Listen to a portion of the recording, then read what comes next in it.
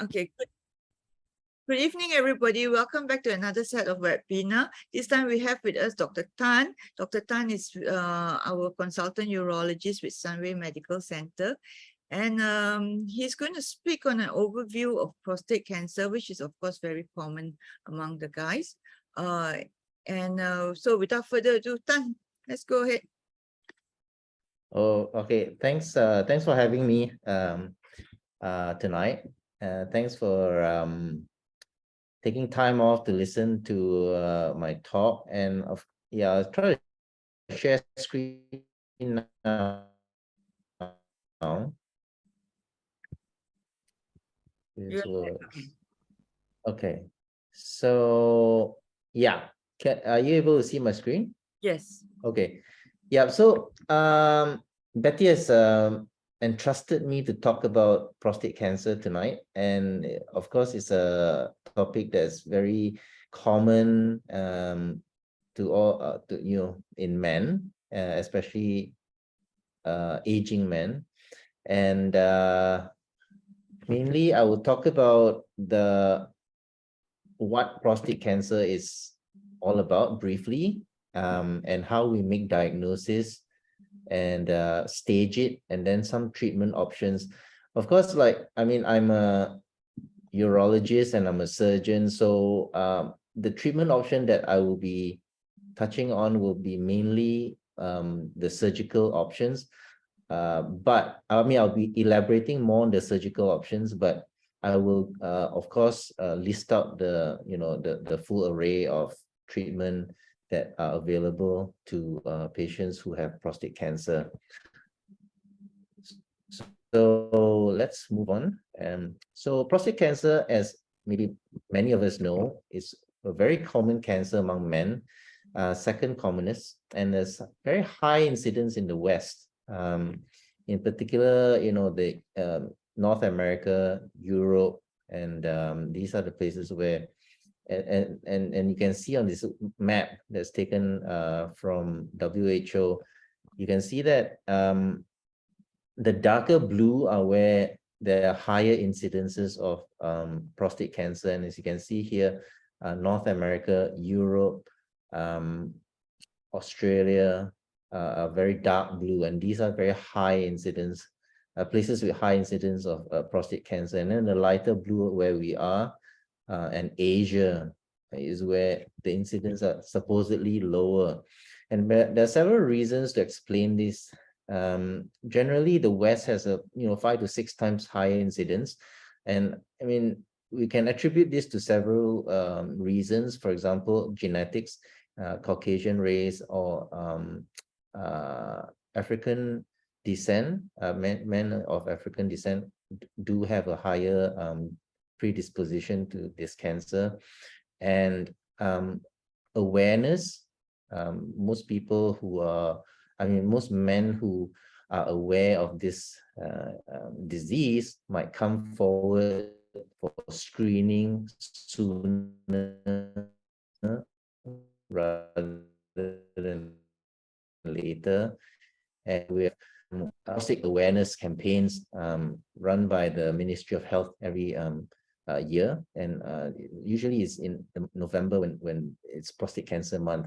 But because of MCO and the pandemic, so a lot of these awareness campaigns have been put on hold. But maybe this year, maybe next year, things will get going again. And of course, the availability of PSA testing is more available, more widely available in the West. And now, of course, in Asia, in Malaysia, we are picking up in this respect. So these are some of the possibilities to explain why they have a higher incidence. And you can see in the graph here, over the years, the green graph represents the US, and red Canada. So that's North America. As you can see, their incidence rate is really 90 or maybe 100 per 100,000 population, right? And as compared to the Asian countries down below, orange representing Japan, gray Korea, and then China in blue, the average incidence is closer to 20 per 100,000. So, but you can see that the graphs in Asia are also rising. So, there's a bit of awareness and in how the incidents are picked up. And so how do we diagnose prostate cancer? So very simply, we of course do PSA testing as a sort of a screening tool, and it's still controversial whether we should do mass population screening with PSA. There's a big study ongoing in Europe for many years now, and then they're being followed up. And I mean, they're trying to figure out whether mass population screening with PSA is actually useful. And the answers will come in the we'll have answers in the coming years when the trial matures. And then of course, when there's a suspicion of prostate cancer with an elevated or high PSA value, which is a blood test, then we move on to other forms of investigations.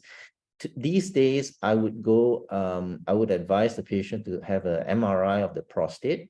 The MRI is pretty good in detecting abnormal lesions within the prostate, and it can classify these lesions into 5 different categories. So it's called a PIRADS, PIRADS score, and the higher the PIRADS score, the higher the likelihood of that lesion harboring cancer. And of course, the confirmatory test is with a biopsy. So we need to stick a needle into the prostate and take biopsies. And if your MRI shows us, the lesion is on the left-hand side, for example, then we would biopsy that particular area with more targeted cause. So I think these days biopsies are more targeted and more accurate. So this next picture shows you how we used to do it is transrectal. As you can see, the transrectal needle goes through the rectum. So this has been done, traditionally for many, many years.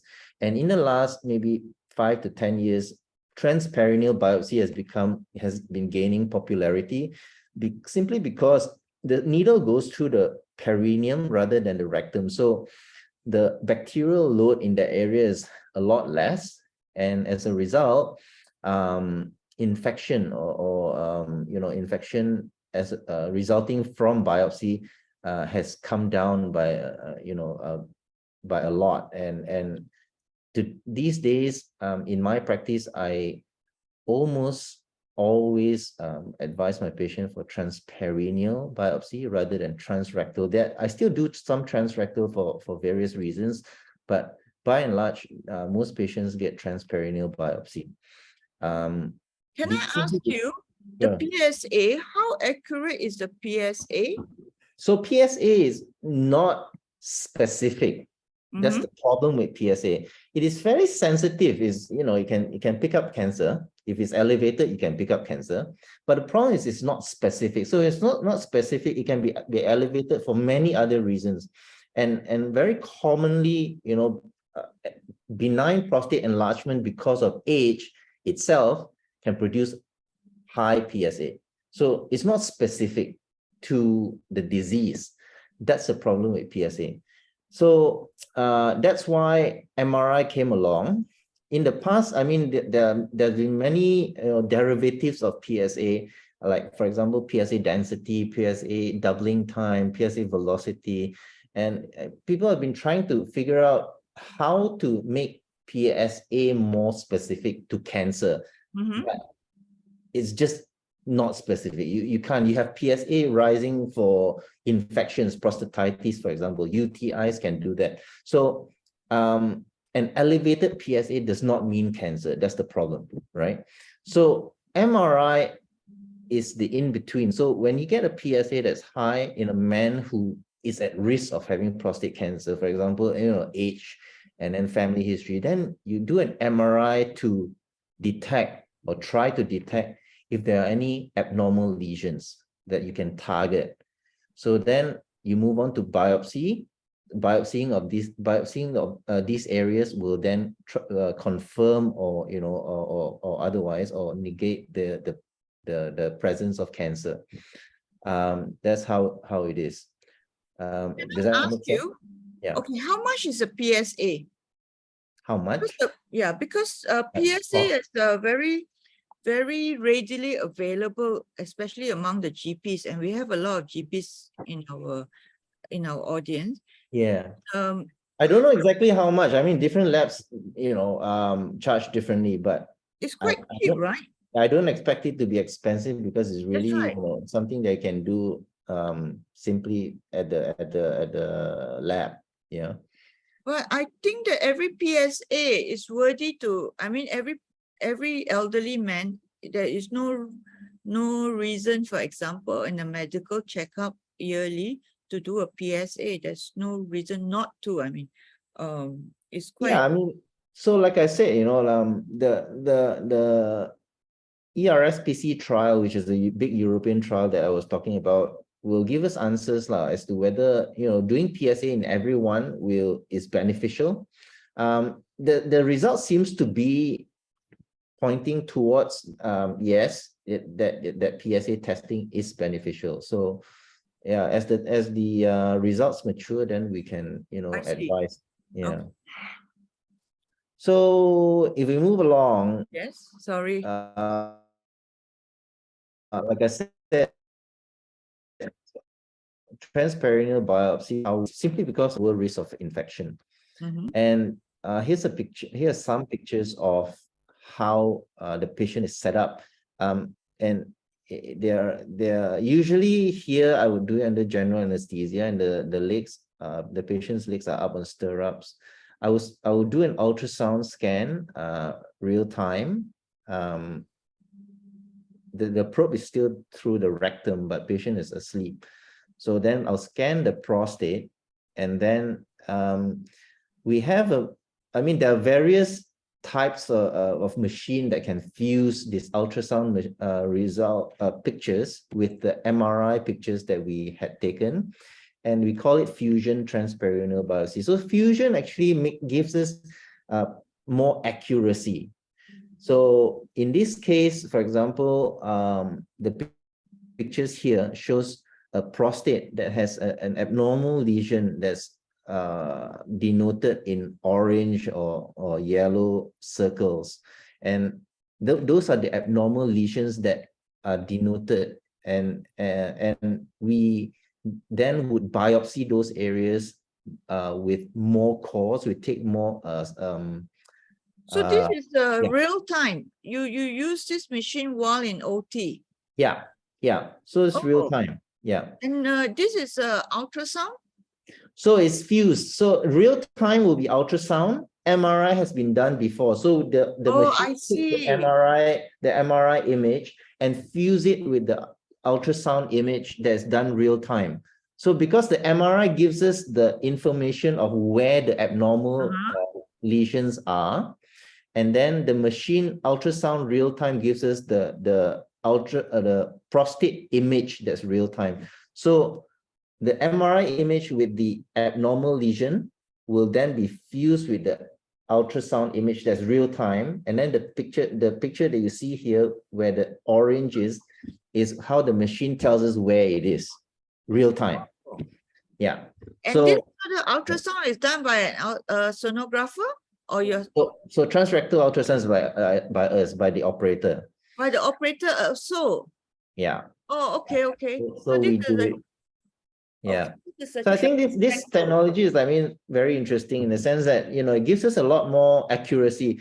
Even up to like 5-6 years ago, we have been, biopsying the prostate just randomly, or we call it systematic biopsy, without, knowing where the lesions are, right? So it can obviously, it's like shooting in the dark, and you can obviously miss lesions, like small ones at the corners, for example. So this technology gives us a lot more accuracy, and we can target those abnormal areas. Oh, this is very interesting. Okay. Yeah. Okay, we can discuss further, if there are questions.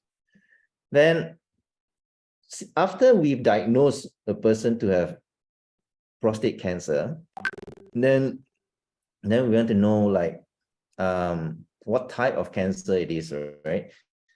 What grade it is. Prostate cancer really is very diverse. Yeah. On one end of the spectrum is cancers that are very, very inactive, or we call indolent. And Gleason 6, you see the number 6 there, is a Gleason grade that is a grading system that scores the aggressiveness of the cancer. So indolent cancer, Gleason 6 cancers are very indolent, very inactive, and they don't do anything. They don't kill the patient. They don't do any harm to the patient. So Gleason 6 disease can be watched. We do active surveillance for these people. And then, of course, surgery. We don't need to do surgery in patients with Gleason 6 because every treatment, whether surgery, radiation, or whatever, can have side effects and can have consequences that are undesirable, which I will elaborate later. Okay. So in Gleason 6, we know that they rarely metastasize, and they don't cause the patient any harm, and patients really die with the disease rather than from the disease. As a result, we try to avoid any active form of treatment. We rather watch them to avoid the side effects of treatment. And of course, the other end of the spectrum down below are the aggressive ones, the Gleason 8, 9, 10. So those are the ones that are very, very aggressive. They metastasize really early, and they can they spread to bone. The common sites are bone, lymph node, lung and liver. So these are really aggressive tumors that need to be treated quickly and aggressively. And then there's the intermediate risk group, the Gleason 7 group. They are cancers that have the potential to spread, but they don't do so. They don't spread so quickly. So they need to be treated, but these are ones that are better to have. if you have to choose one, yeah, Gleason 7 or 6 will be fine. Those are the ones that are not so aggressive. The 8, 9, 10s are really bad disease. So that's grading. And then once we know what grade it is, then we want to know what stage it is, whether it has spread. Grade tells us the aggressiveness of the cancer, the cell type, but staging, of course, will tell us whether it has spread or not. So traditionally, it's been a CT scan of the chest, abdomen, and pelvis, plus a bone scan, because one of the areas where prostate cancer tend to spread to are bony areas, like the spine, the vertebra, the ribs. Okay, so traditionally it's CT scan, bone scan, right?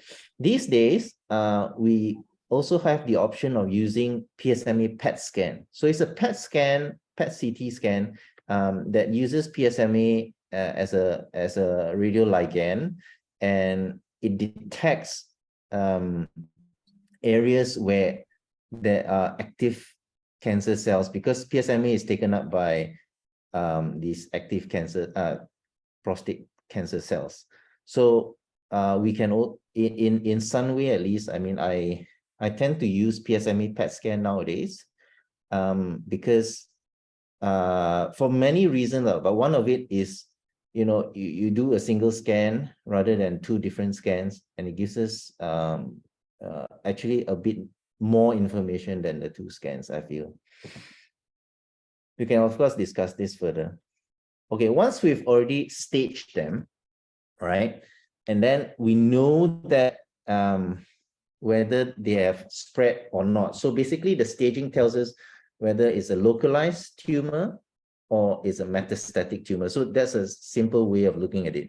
So if it's a localized tumor and it is a very indolent type or inactive Gleason 6 type of cancer, then we can employ active surveillance. Active surveillance means we doesn't mean that we brush the patient off and don't see them ever again. Active surveillance is basically to actively monitor the patient over a period of time. Okay, so they tend to have physical examinations, PSA testing and monitoring every 3 to 6 months. Okay, most places do 6 months if there is a lot of pressure on the clinic. 6 months is okay. Some people who are more anxious do 3 to 4 months monitoring. But after about a year and a half, 18 months to 24 months, we would tend to revisit the cancer with an MRI and a rebiopsy. The problem with Gleason 6 disease is you might have wrongly attributed the disease because the biopsy needle didn't take the appropriate area. So we thought that they have Gleason 6, but actually they have higher grade cancers. That's why they need to be watched over time. So if the PSA starts to creep up very quickly in that monitoring period, then we might have to rebiopsy earlier. So that's active surveillance. And then the other forms of options of treatment are focal therapy. Focal therapy is treatment where you apply an energy, whether it's heat or freezing, cryotherapy, to the disease area to kill the cancer cell. So it's very focal and very specific area of treatment. I don't do it. I don't do focal therapy, and in Malaysia, I think, as far as I know, not many. I mean, no one actually does it regularly. But the problem with focal therapy is that there's no long-term data yet, because the technology is still fairly new. So we're still looking at whether it is going to be durable, and if it is useful for patients who choose this form of therapy. But the jury is still out, I think, with focal therapy. And brachytherapy is another sort of focal therapy, but it applies radiation to the prostate in a very localized fashion. So these are some options. And then, of course, surgery, right? So did I speak about radiation? Okay, radiation is, of course, the other option. External beam radiation is another major big option for patients who have localized cancer. So basically, we kill the cancer cells using radiotherapy. So that's the other option of treatment. Then I go to surgery, which is what I do. And in localized prostate cancer, you can, of course, see this schematic diagram of the anatomy involved. One, prostate here is in green, below the bladder, and below the prostate is the urethra, the urine passage, right? And alongside, on both sides of the prostate, there are lymph nodes. So like I said earlier, prostate cancers spread to the lymph node very early on, if and when they spread. So those are the pelvic lymph nodes that we sometimes need to remove during surgery. So the main aim of doing surgery is, first of all, to remove the disease organ, which is prostate. And then sometimes you do lymph node dissection. Pelvic PLND is pelvic lymph node dissection. In some cases, we do that. And then we reconnect the bladder with the urethra with stitching, by stitching the bladder down to the urethra. So eventually, patient still pees through the normal way, from normal passage. So this is this is a specimen of the prostate that has come out. And treatment, surgery can be done several ways. Okay, traditionally, of course, it's been done open, and over the years, some have ventured into using laparoscopic techniques to remove the prostate. But these days, I would say almost all my prostate cases, I would do robot assisted. So robot assisted surgery is has really revolutionized the prostate surgery because because of this technology. I'll tell you why. So in the screen on your left is the robotic arms. So you can see there are 4 robotic arms there. One of it, the middle one, is for camera, and then there are 3 other arms for instruments, right? And then the surgeon sits at the console, which is the equipment on the right hand side of your screen. So these are some of the robot instruments that we use. And as you can see, there are many joints at the instruments. So the advantage of having these instruments is that it can move in a lot of planes, as opposed to laparoscopic surgery, where the instrument is very rigid and very straight. So there are only a few angles of movement. But with robotic surgery, the arms can really rotate in many directions, and it's supposed to mimic our human wrist. So the movements are extremely useful, and this is how it is set up. So the surgeon, that's not me, sits at the console. I can see that. I can see that. And then that's the robotic arms at the patient, right? And then there's a cart at the side where the assistant or the nurse uses to visualize the same thing that the doctor sees through the console, right? Because they're assisting. Yeah.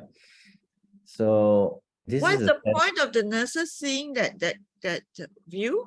Well, because they assist, so they need to put clips in. So we'll say, okay, because there are only 3 arms, right? For the surgeon. So one is to really always to hold something, and then the other 2 arms is to dissect. So sometimes when we get to a point where, let's say, a blood vessel that needs a clip, so that the assistant will come in with a clip, a laparoscopic clip through another, to clip.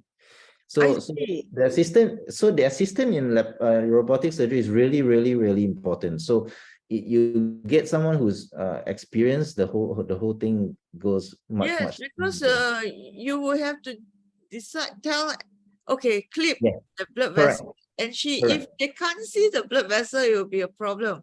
Correct. So the surgeon really needs to dissect off and tell, okay, clip in this area. So they will come in with a clip and clip there. Yeah. I see. And sometimes they come in to cut sutures also. So, and then they do suctioning of the fluid, the gas, and the smoke and all that. So the assistant really does a lot in this surgery. So it's really a team effort rather than a one-man show. Yeah. So the assistant is important. So here's a video about the Da Vinci system. I think we still have some time, so we can play the video. Yes, we have a lot of time. The Da Vinci system is an advanced surgical tool that allows doctors to operate minimally invasively for many procedures. The Da Vinci system has an ergonomic console where the surgeon sits while operating. A nearby side cart is where the patient is placed for surgery. There are 4 robotic arms. One holds the endoscope, a thin tube with a camera at the end. The second, third, and fourth arms hold the endo-wrist instruments, which are 100% controlled by the surgeon.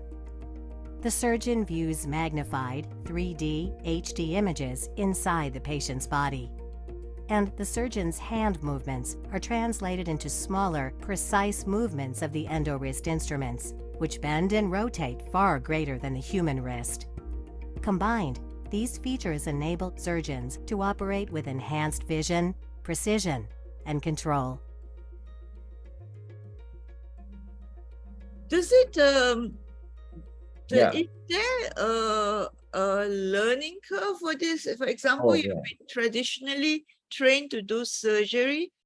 Yeah, for sure. I mean, people who would, anyone who would like to embark on robotic surgery will need to undergo training and certification, of course, but before we can use the system. So there are various ways to train, various training programs for robot surgery. There's a basic training program that allows us to be familiar with the movement of the endo wrist, how to set up the patient, how to set up the device. So that's a basic training. And then of course, like for urologists, then there are more specific areas of training. Like for us, the commonest surgery would be prostate, right? And so we would train either in prostatectomy, or in some cases we also use it for partial nephrectomy, where we take out tumors from the kidney using the robot platform. I see. Also doing endoscopically. Yeah, I mean laparoscopically, yes. Laparoscope, yeah, laparoscopy. So you make holes, like keyholes into the abdomen, and then you, instead of putting laparoscopic instrument, you put in these robotic arm instruments. So they are similar in concept, but these robotic arms inside has a wider range of movement. So that's why that's the advantage.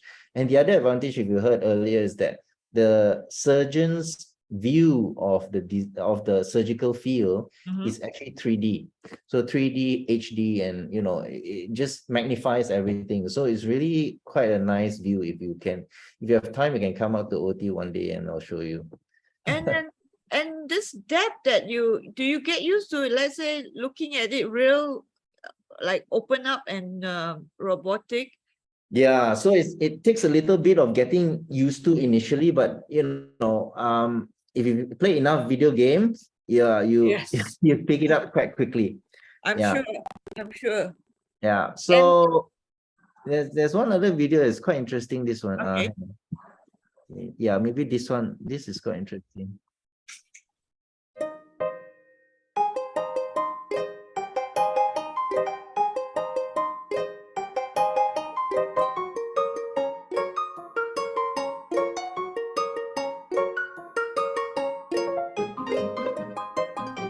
Like this? That's a great. Oh, this is so cute.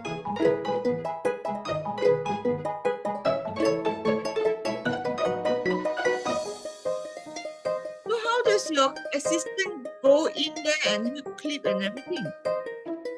This is a separate port. You put an extra port. Oh, I see.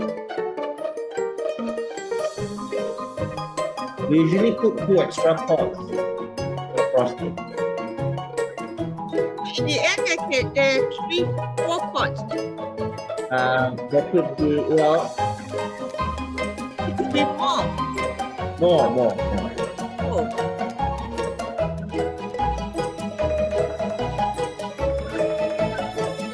Okay, yeah, so number of ports, right?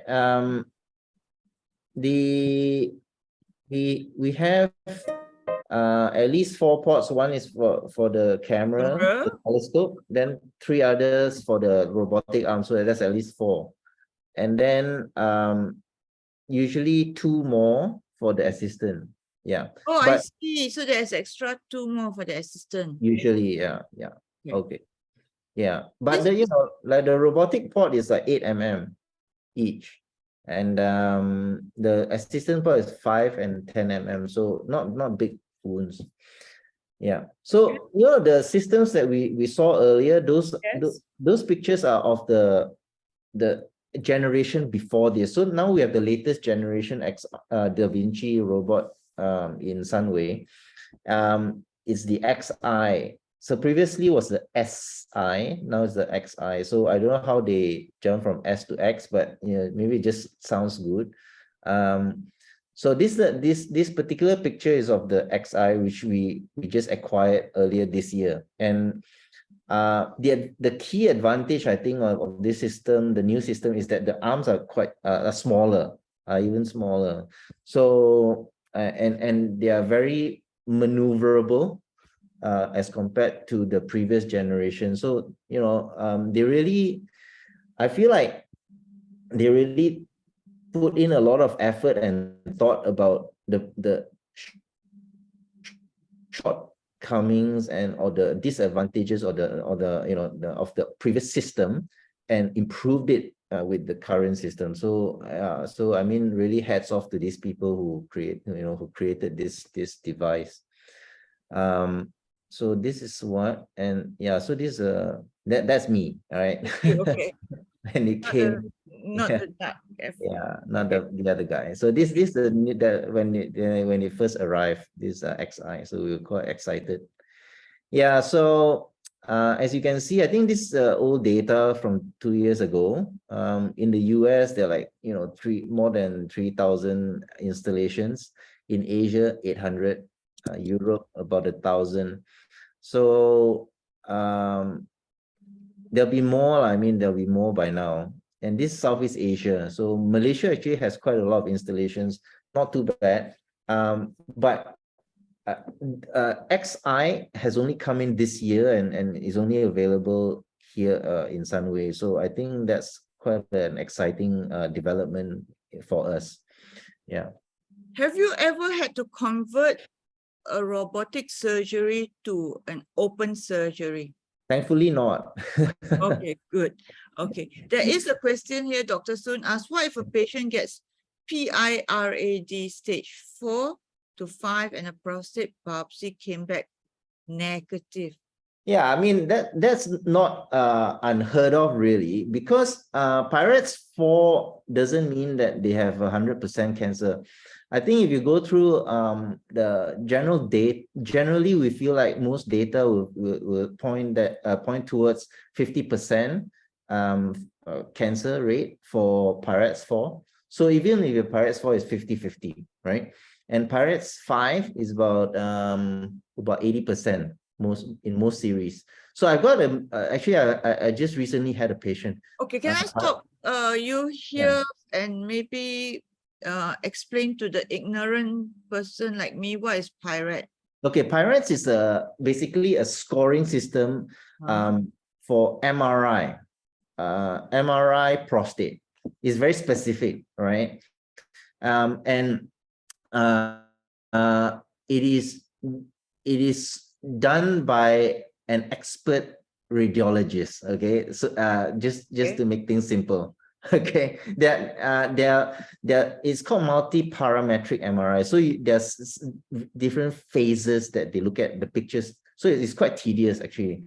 Mostly they look at the T2 weighted, then the diffusion weighted images, and then the contrast enhanced image. So then based on those, the lesions features in these various phases, they come up with the score and the size, of course, the size of the lesion. So they score it into PIRADS 1, 2, 3, 4, 5, like that. Yeah. I see. Yeah. So yes, I mean, but you do see a lesion there. Yeah, if you see a lesion, then they should score it. If they don't see a lesion, then they can't score it. So it's nothing. Okay, so there is a lesion there, and the lesion, when you biopsy, the lesion comes back negative. Yeah. Could it be just the lesion of a benign prostate hypertrophy? Yeah. Oh, so it is possible. So basically, it's an MRI staging of a tumor, but the tumor does not need to be cancerous. Correct. Yeah, it doesn't need to be, the lesion does not need to be cancerous. Yes. So I mean, back to the Dr. Soon's question, right? So if it's Pyrex 4 or 5 and prostate comes back negative, if you're really, really confident, you did a good biopsy, a fusion targeted biopsy, you hit the spot and it tells you no cancer, then there's no cancer, right? Yeah. Would you, for example, have a pyrite and fairly a sizable lesion? Would you then go and open biopsy, excise the lesion and come back again for biopsy? No, I mean, we never do open biopsy for prostate, like it's all needle biopsy. I see. Yeah. Okay, and then going back to that grading, not staging, grading, you Yeah. said that the grade, the GGGL, right? Decent score, yeah. Yes. The first one that is low grade, Yeah. you don't have to do anything. And you You don't said have to do active treatment, yeah. yeah, if you do active treatment, will it change the grade? No. Active treatment, for example, but with radiotherapy, the mainstream okay, radiotherapy or surgery, they both have side effects. And at least for surgery, I can tell you like the commonest side effects would be erectile dysfunction, right? Okay, because the nerves run very close to the prostate. So erectile dysfunction is a problem. Stress urinary incontinence can be a problem. So if someone has a disease that does not do any harm to him, then we rather watch it rather than treat it aggressively and then give them side effects, right? The risk versus the benefit of the surgery or any treatment for the low-grade prostate cancer is the benefit is very low. The risk is there. Yes, yeah. So the risk probably, I mean, the risk of having side effects outweighs the benefits in that sense, yeah. Correct. Okay, anyone, please throw us questions. Dr. Kamala asked, is there a role for gamma knife for? As far as I know, you don't use gamma knife. They actually use SBRT, which is a more concentrated form of radiotherapy, is what I understand. So yeah, the SBRT is a possibility, but I think the oncologists are quite selective in who they use SBRT on. Yeah. Okay, so this is the number of robotic prostatectomy. Oh yeah. Okay. Yep. Correct. Hang on. Yes. Yeah. So this is in Malaysia. You can see, the up to 2020. Again, this is like 2 years old data. In Malaysia, I think urology is still quite high in numbers when it comes to robot assisted surgery. The gynecologists are also picking up in numbers, and then of course general surgery and the others, head and neck. Yeah. So this is in Malaysia. And then, of course, okay, so we come to treatment goals, right? In whatever form of treatment, whether radiotherapy, focal therapy, surgery, the ultimate goal is to clear cancer, right? Then, of course, we want to balance it with quality of life. We want to make sure that while we get rid of the cancer, we want to preserve certain things. Like in this case, we must try to preserve the urinary continence, because we don't want them to go away leaking urine after surgery or after any form of treatment. And sexual function. Those are the trifecta that we often look at in surgery, at least.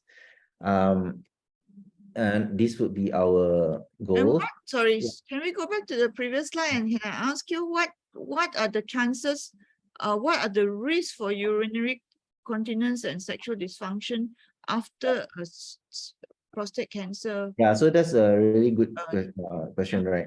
So it depends on how aggressive we do the surgery. So if it's a very small lesion, right, and is unilateral, and it's Gleason 7, not the super aggressive 8, 9, 10 kind of cancer, we can attempt nerve sparing surgery. So we try to, while we take out the prostate, we try to spare the neurovascular bundle that is at the, at behind and at the side of the prostate. So we try to keep it, try to preserve the nerves, right, in when we do the surgery. But in those really aggressive one, we don't want to leave any cancer behind. We sometimes, and especially so if we, on the MRI, you say that, oh, the tumor is very lateral, very close to the periphery, then we don't want to go very close to the prostate. We want to go really wide.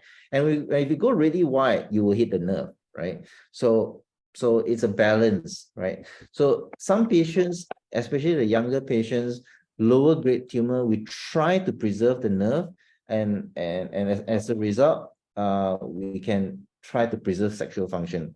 But by and large, it's I would say half. If you do an aggressive resection, more than half of patients will lose their erectile function. If you preserve the nerve, if you can preserve the nerve well enough, less than you can preserve erectile function in more than half the cases if you preserve the nerve well. So it depends on how aggressive you want that surgery to be. All right. Urinary continence, we always try to preserve. Like we try to make sure that the muscle, the pelvic floor muscle, intact. We have a long urethral length inside when we cut, so so the prostate, and then below that is the urethra. So when we remove the prostate, we want to leave a good length of urethra inside, so that tends to preserve or keep maintain continence. And nevertheless, I mean, whatever we do, there's still a risk of incontinence. Yeah. Does the robotic surgery reduce the risk of these complications?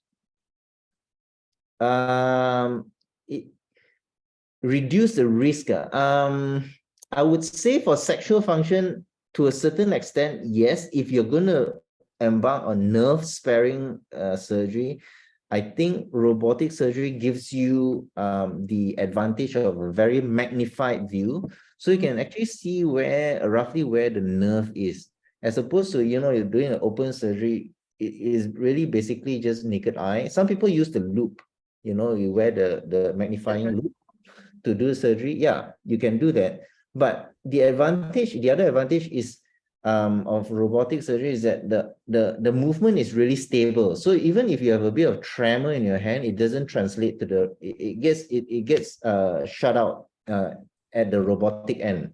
So it's a very stable platform. So I think, if you've asked me, I think there's some advantage in preserving these functions. Yeah. We go on. You got a lot of questions coming in now. Oh, good. Okay. All right. So typical course post-op, home after 1 to 2 days usually, and they keep a catheter and they go home with a catheter for about a week, about 10 days, right? And then come back to the clinic, we'll remove the catheter, we'll remove the stitches, and then they go back to normal activity after a month or so. And we test the PSA after about 8 to 12 weeks. So if the PSA was whatever number it was, if we took out the prostate and there's no more cancer cells within the patient's body, the PSA at 12 weeks should be 0, should be nothing. Okay. So if it's 0, then it's good, which is what we expect. Then we have achieved what we set out to do. Then we monitor PSA every few months for the first few years, and then 6 monthly if it remains at 0, and then we stretch out the follow-up to annually later on. So a bit of future prospects. I think this is a single port robot arm, and I think this is quite exciting. See, it's like an octopus. So instead of making multiple ports, you make one hole and you put this in, right? And then it spreads out like an octopus arm. So I've never used this, but I think this might be, somewhere in the future. It's available. It's not. It's available, but it's kind of still at the research stage now. Okay. Somebody asked, patient 60 years old. Yeah. PSA 8.9, no symptoms in GP practice. How can we manage Can I give him alpha blockers and repeat 3 months, no cycling, no heavy exercise before taking PSA level? Yeah, I mean, you can repeat, but I wouldn't wait 3 months lah. Especially if it's 60 years old, it's young, right? In the prostate cancer world, anyone in the 60s is considered young. So young people, we try not to wait so long. Of course, if they have some urinary symptoms, you can give alpha blockers for sure. But I will repeat it in maybe 2 to 3 weeks time rather than 3 months. Yeah. Okay, so we summarize first and then we take more questions. Yeah, okay, summarize. Okay. So in summary, prostate cancer is really, really common, but it's a very diverse group of disease. So some patients come and, oh, you have cancer, and they get really anxious, but you got to educate them that the Gleason 6 are not dangerous and we can watch. So of course, the aggressive ones we need to treat aggressively, and any form of treatment, be it surgery, radiotherapy, or any form of active treatment, we want to balance treatment with quality of life. Radiation has its own set of side effects too. So, I mean, I didn't elaborate on that, but we can, of course, discuss. And then, as I alluded to earlier, robot-assisted surgery is definitely an option for localized cancer. And I think that's the key message for me. Okay, first I want to ask about this Gleason, and somebody actually asked, please elaborate further of Gleason 3+4 versus 4+3. Yeah. But I want to ask whether this grading system, okay, is it the histopathology the same for all the cancers, but somehow or other differ in different ways? What ways? No, I mean, so Gleason score, right? Basically, to make it, to put it simply, is how undifferentiated the sample Okay. is, right? So if the gland looks like it is like almost close to a normal gland, because prostate is a glandular tissue, right? So if the structure or the anatomy, the architecture looks very close to a normal gland, there's Gleason 6, right? Then on the other hand, it's very haphazard. There's a lot of mitosis and all these pleomorphic features. Then it's the aggressive, undifferentiated type. Okay. And then everything in between, right? Okay. So basically, it is the same adeno-CA, means the same cancer. It's not like one is a sarcoma and one is a no. It's the same prostate cancer.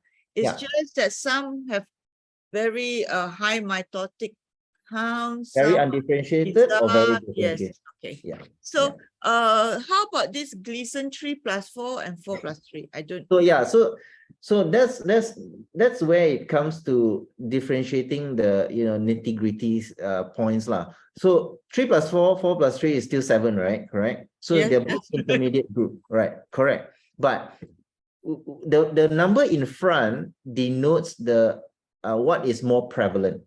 When the pathologists look at the slide, they say, oh, there's a lot of 4, then they do the 4 first, which is the more aggressive cell type. I see. Then therefore, 4+3 means there's more aggressive cells in that specimen.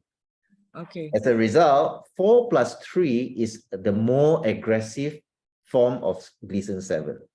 3+4, where the 3 is in front, means that there are more Gleason 3 or grade 3 disease. That means the less aggressive cell type in that specimen. So, and then there are some 4s. Yeah. Okay, so I hope that answers your question. Okay, do you mind not to stop sharing screen so that I can share my QR code? Okay, yeah, stop share. Okay, stop. That's right. Thank you. So I will share mine, which I need to look for it. Hold on. Okay, so there are some more questions. Do you mind if you have a look at the questions in so Gleason 7, that's done already. How do we decide when to go for robotic surgery or refer to oncologist? Okay, so normally if someone comes to me and we diagnose, I diagnose the patient to have cancer, I will, and if the patient has localized cancer, right? So localized cancer means that you can have either in the mainstream treatment, either radiotherapy or surgery. I would tell the patient all about surgery first, and then I will often send my patient to an oncology colleague to talk about radiotherapy. So they have to hear both sides of the story, and then they decide, right?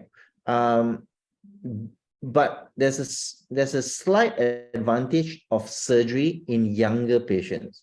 So patients who are in their 60s or even 50s, surgery tends to have a slight advantage over radiotherapy. But that's simply because radiotherapy side effects come later. So if they have a longer life expectancy, so if you radiotherapy today, 20 years later or 10 years later, they will suffer the side effects or some of the side effects of radiotherapy. Whereas if someone was 75, their expectancy is another 10 years to 85 or 90. They might not have so much time to get this, feel the side effects of radiotherapy. I mean, that's to put it simply, okay, in simple terms. But do you have any evidence from, let's say, a head-on trial between radiotherapy and surgery for prostate cancer? Yeah, so there's no RCT but there are many. Yeah, there are many observational study. Yeah, studies that they extrapolate the data. But if someone asks me which one is better in terms of cancer control, I would say they're the same. Unfortunately, that's the truth. As a surgeon, I wish surgery was better. Yes. But not. Okay. Thanks For cancer control, I would say they're the same. The side effects are different. Yeah. Okay, Dr. Koh asked, since radio therapy and surgery for stage 2 prostate has almost similar outcomes, so he also agreed. How does a patient really select mode of That's right. treatment? So I would say first, yeah, I mean, that's absolutely good point. So the cancer of oncological outcome is very similar, right? Is what sort of side effects can the patient take? Number one. Yeah. And number two, their age group. Yeah. Most times they will ask their friends and Dr. Google. Yeah. Come up with a. I have a patient, okay, maybe just Sure. I have a patient like, who I think, okay, maybe radiotherapy is good for him because he's got a bit of comorbidities here and there, right? But he really wanted to go for surgery, and I really couldn't understand why. I mean, why would you want to, I can understand because, okay, patients see tumor as foreign, means they see tumor as alien in their body, so they feel a need to remove it. Yeah. So I feel that that concept actually works on a lot of patients' mind. Yeah, correct. So yeah, that was his thought. He said, like, I have a tumor, just remove it. I don't want it to. I don't want Yes, to live with it, right? understand. I mean, not that I mean, of course, we have all sorts of patients. Some patients know they have tumor, doesn't want to do anything, but certain patients will definitely want to get a tumor removed. The very thought that a cancer is living in them, not acceptable. Yes, correct. So that's one of the reasons. And okay, so basically for our robotic surgery, I think Sunway has advanced in many folds compared to a lot of other hospitals. So where do you get the training from for a lot of the doctors? Well, I mean, the best thing to do is go for a fellowship. like a proper fellowship, like you go 2 years or at least 1 year to a high volume center, wherever it might be, and do do your time lah. Basically, don't rush lah. Do it properly, because there are short courses. You do like 2 weeks or 1 week, and then you do it. You come back, do some cases, go for another few weeks. Those kind of short courses there are, but I feel like if time permits, take a year or 2 off and go for a full-on fellowship, and then you come back with more confidence, I think. Yeah, because sometimes we also have master's students and postgrad students here doing surgery, and they would think on how to embark on this journey for what you call it, robotic surgery, because it looks like the way ahead, you know. Yeah, certainly. I'm sure in the next 10 years, it's going to be as common as laparoscopic surgery. I think the only inhibiting factor is cost. Yeah, at the moment. And if there are more robotic platforms that come about, then there's competition. And when there's competition, the price should come down. So is Da Vinci the only company that does robotic surgery? Yeah, I mean they are the only one who does a who has a really good robot at the moment. Yeah, there are other robots that are coming up, but and I have no experience, so I can't comment whether they're good or not so good.